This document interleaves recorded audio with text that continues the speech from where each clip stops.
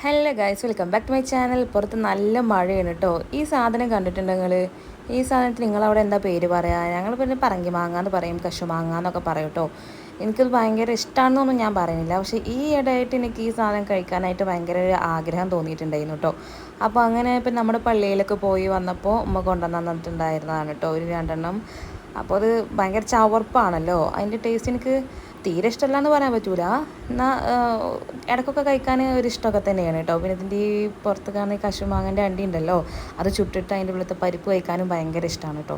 ഇനി അത് കഴിക്കണം എന്നുണ്ടെങ്കിൽ ഇത് കഴുകി കൊണ്ടുവന്ന് വെച്ചിട്ടുണ്ട് കേട്ടോ. അതിൻ്റെ അണ്ടി നമ്മൾ ആദ്യം ഇങ്ങോട്ട് പിഴുതെടുക്കണം കേട്ടോ. പാവം എത്ര വേദനിക്കുന്നുണ്ടാവില്ല ഗൈസ്. എന്തായാലും ഞാനത് പറിച്ചെടുത്തിട്ടുണ്ട്.